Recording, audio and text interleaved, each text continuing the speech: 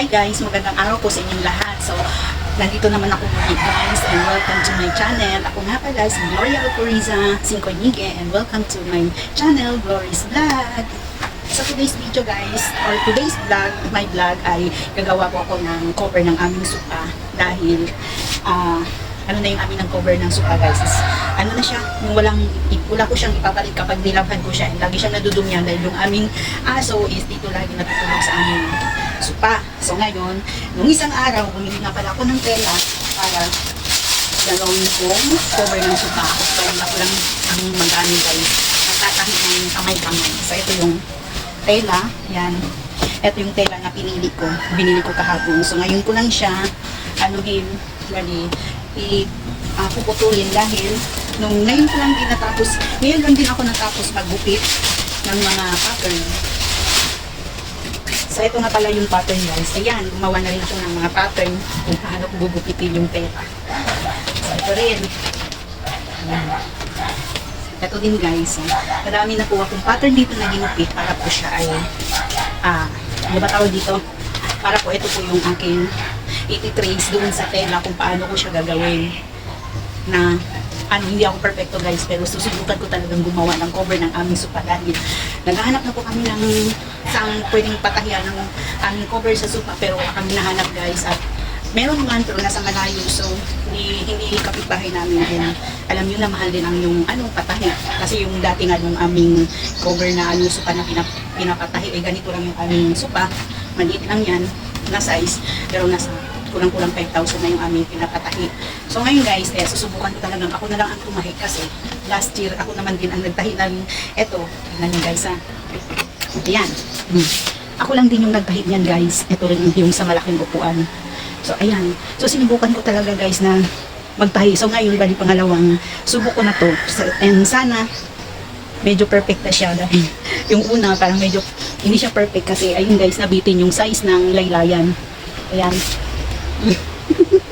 Bitin yung size ng laylayan. And ngayon, kasi hindi ako gumawa ng pattern. So ngayon, gumawa na ako ng pattern para maganda na siya. At iba din yung style na gagawin ko. So, guys, ngayon is magugupit na ako ng tela. Iti-trace ko sa aking pattern. So, ayan na nga guys. Alito na ako sa taas at nakalatag na yung aking tela. And mag-umpisa na ako sa pag-trace para magugupit ko na. Napagod ako guys.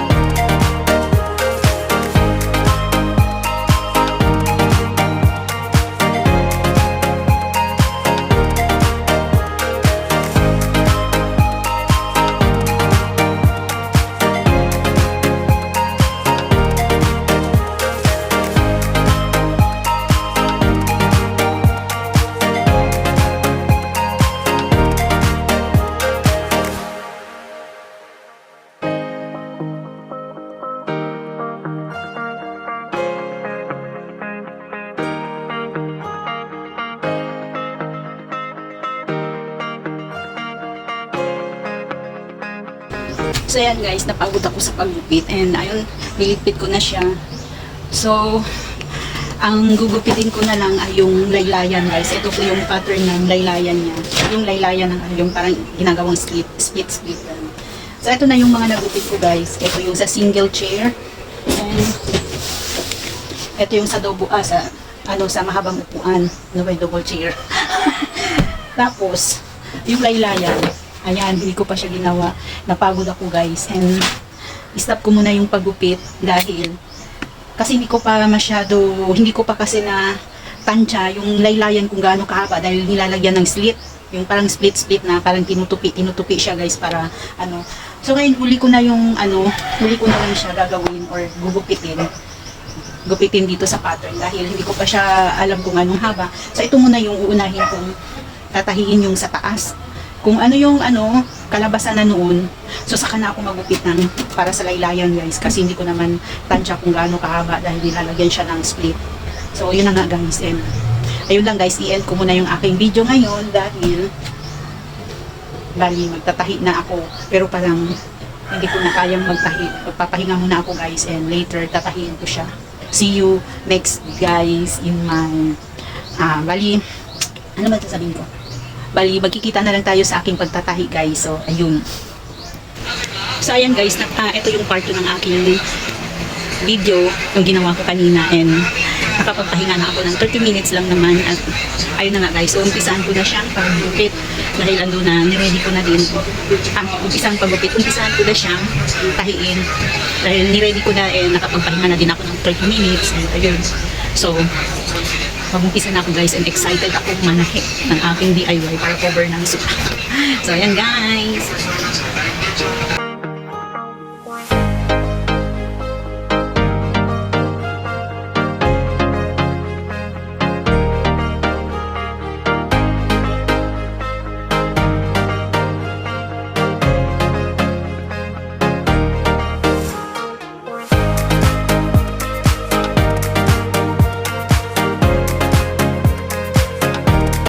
Hi guys, good morning. Ayan guys, pangalawang araw ko na ngayon sa aking pagtahi ng cover ng sopa guys at hindi pa siya natapos ngayon and yung mga ibang time na tinahi ko siya, hindi ko lang din nakuna ng video dahil wala na ding walang time magbi-video. So ngayon guys, tingnan niyo yung aking nagawa ng mga time na hindi ko pa nakuha ng video. So ito na guys siya, ayan.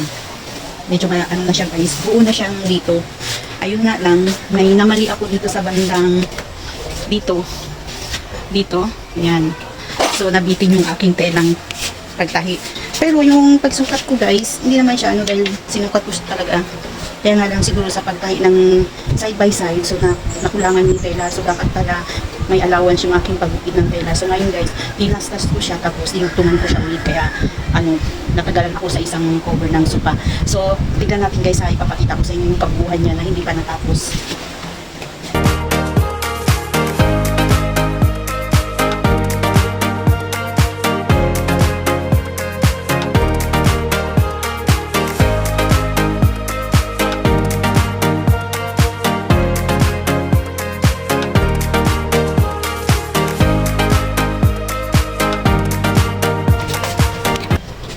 So, ayan na yung aking guys, yung aking nagawang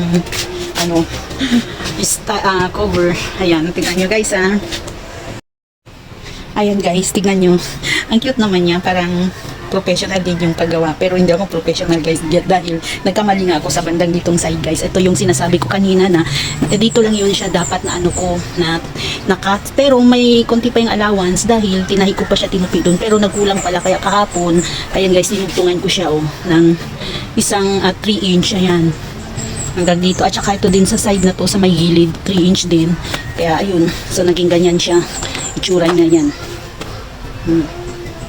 Hindi naman din siya halata na nadugtungan, nakulangan ng size, kaya ayun, pero kaya nga lang may linya, kaya parang gano'n na nga. So ayan guys, yung laylayan niya, hindi pa siya tapos guys, hindi pa rin natahi yung laylayan dahil hindi pa siya dito natapos, yung bandang ditong side na to. Ayan, tatahiin ko pa yan.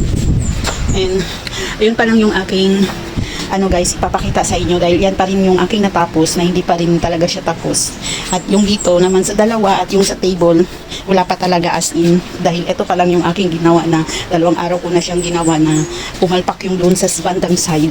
Kaya ayun, dyan ako natagalan dahil nag-iisip ako paano ko kaya ito dugtungan dahil hindi naman talaga ako expert to magtahi. Kaya yun, sinikap, kumbaga, inano ko talaga siya na sinikap kung paano ko isipin na paano yung dugtong nito. Kaya ayun.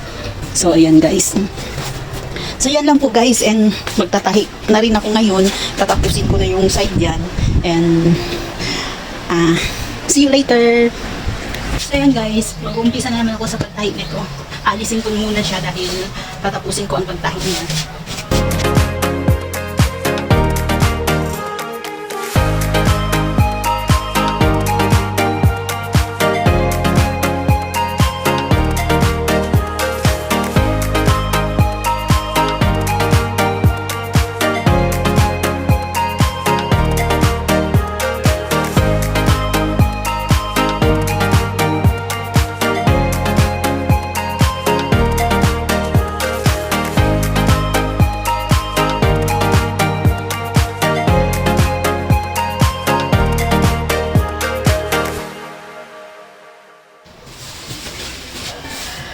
So ayan guys, welcome back to my channel. Ayan, day 3 na ngayon guys ako yung pagpananahi ng cover ng sofa. So nakatahi na din ako ng single, isang piraso. Ayan guys, pero hindi pa siya tapos. At itry nga natin isukat muna dahil hindi ko pa ito nasukat. At ayun na nga, subukan natin isukat muna guys para pag masukat na siya, alam ko na yung niya at ituloy-tuloy ko na siyang kahigin.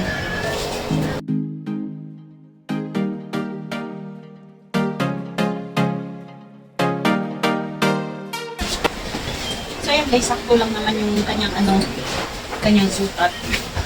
Yan, para hindi ako nabitin tulad nung isang malaki na double na sukat. So ayan guys, natin nyo. So ayan guys, tignan nyo guys. Ayan, sakto lang yung kanyang sukat na nagawa ko. Ayan, walang palpak tulad nung isang double chair. Palpak yung unang ko. So ayan guys. So, sakto lang siya. Wala pa siyang dito laylayan. Ayun pa yung igagawa ko dito na lining niya. At saka yung kanyang laylayan sa baba na split. So yun guys, and tatapusin ko na siyang tahiin.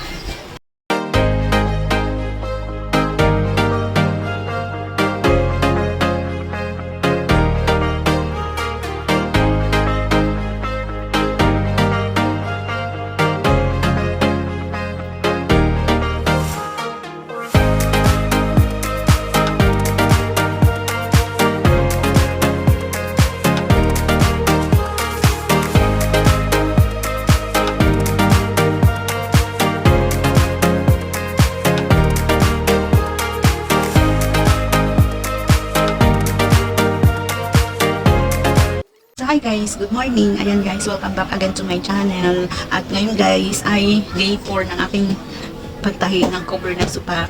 Pero hindi pa siya natapos guys. At may nagawa na kong isang dito cover na hindi pa rin siya tapos guys dahil yung kanyang laylayan ay wala pang tahi. Ayan guys, oh. Yan. Pero okay na siya guys, na siya. Yung as cover na talaga siya, na buong cover ko na, yung laylayan na lang ay hindi pa siya na tahi. Ayan guys, so tingnan nyo. So ngayon, tatahiin ko yung laylayan para doon naman ako sa isang sofa.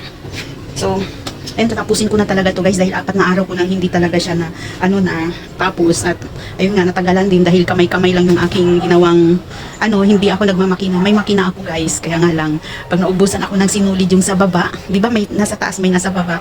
Pagka naubusan ako doon sa baba ng sinulid, maroon ako kung bumalik at tumanggal, pero pagbalik guys, di ko alam kung paano, saan ko ilalagay yung kanyang sinulid, kung paganon ba or paganon.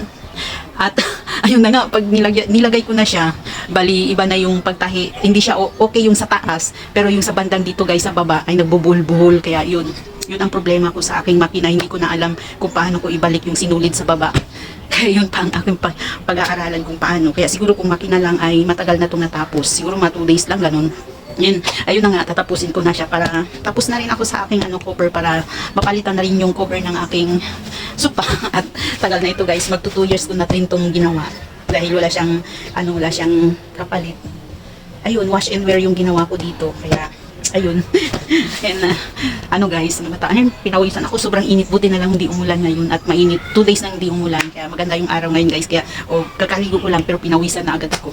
So ayan guys, tatapusin ko muna yung aking pagtatahi guys. So see you later guys.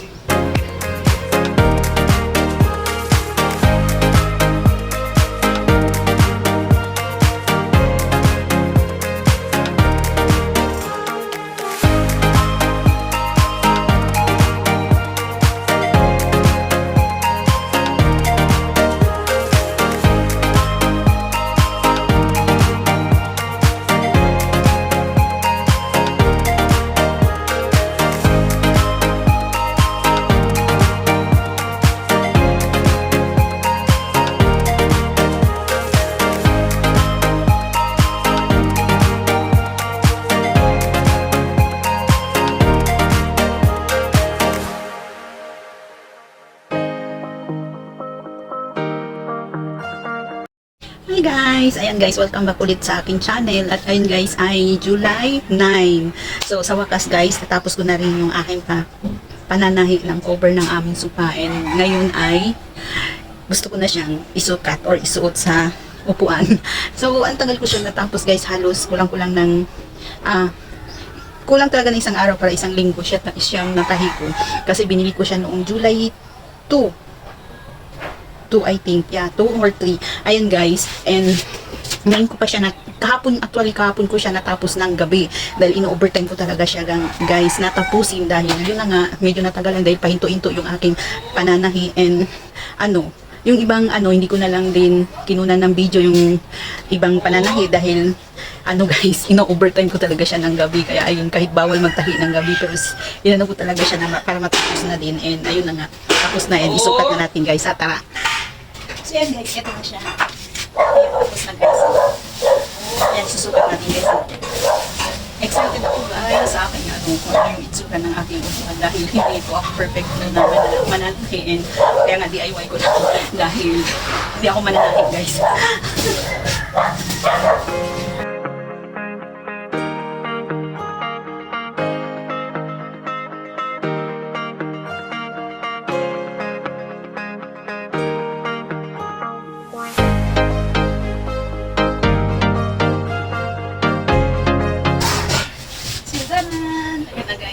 Sa maliit na upuan. So, doon naman tayo sa maliit na upuan.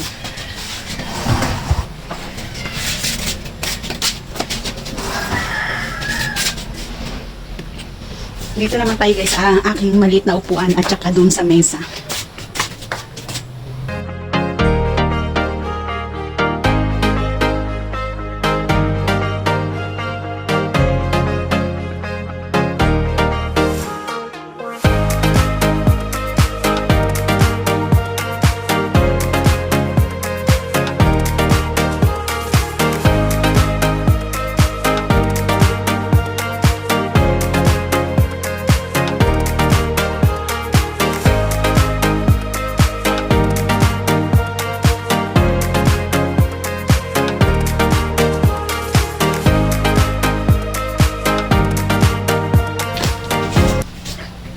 Yan guys, tapos na yan. Ang saya ko guys dahil nagawan ko ng paraan yung aking mga upuan at ayun na nga, dahil na mahirap maghanap ng mananahi guys na para sa upuan at saka kadalasan kasi yung magpapatahi ng upuan, kaya ayun, sinikap ko talagang paano ko siya tahiin at inisip ko kung paano ko ba ito gawin ng cover yung aking sofa dahil na hirap talaga ako guys maghahanap ng mananahi. And yun nga, kapag meron niyang mananahi, sobrang mahal guys kasi nung unang bili namin to at unang patahi namin 2000, tagal na guys, 2012 ganun o 2014. So napakamahal guys at umabot ng 4,800 itong set na ito. Dahil may pa yun, may mga unan, 6 na unan. Kaya yun, kasali na dun yung 6 na unan guys. Pero inalis ko na lang yung unan dito dahil sa gabal, dahil maliit lang yung aming upuan. So, ayun na guys, nagawa ko na dito ng paraan. Ipakita ko sa inyo guys, ng buong buo. And ayun na nga guys, ayan, napakaganda niya. Maganda para sa akin guys dahil nagawa kong gawin kung paano ko siya gagawa ng cover. Ayan, yung sa malaking upuan. Ayan. And yung likod niya guys is yun. Ayan. So ayan, cover na cover talaga sila. And dito naman guys, yung sa mga single, yun. Ayan. So talaga siya, parang mananahi talaga ang gumawa kahit na hindi. Ayan guys, so ayan. So ganun din yung sa likod guys, kapareho lang yung likod niyan dito sa malaki na may laylayan. Tingnan nyo. So ayan guys, tingnan nyo. And ayun yung aking table. Ayan. Ayun yung aking table guys. Ayan. So may dito na medyo maliit lang na lining para hindi ko siya talaga ginawa dito dahil nga baka ma-disalign pa yung bilog na to, kaya ginawan ko muna siya ng ganito, pabilog na ganito. Ayan. para ito ay magiging straight ng pag ganun. Kasi pag halimbawa dito kung talaga siya ilagay, parang medyo ano siya yung pag ganun dahil nga sa mga split. So ayun, ayun na guys yung aking buong panahi. Ano ba tawag dito, panahi. So ayan, happy talaga ako guys dahil nagawan ko ng paraan yung aking upuan. And ayun na nga, natapos na din ng 6 na araw. So yun lang guys ang aking for today's vlog, and sobrang haba kaya nga 6 na araw ko siyang nagawa, pero 4 days, bali 4 days ko lang siyang naipapakita sa inyo kung paano ko siya ginawa guys, dahil yung iba ay pakat-cut na lang dahil in-overtime ko sa gabi. Minsan 11:30 or 12 na ako natatapos, papahinga, kaya ayun. And ayan guys, ayan na ako, nakaupo na ako sa aking upuan. Ayan. So yun lang guys, and thanks for watching guys. Bye bye, see you for my next video.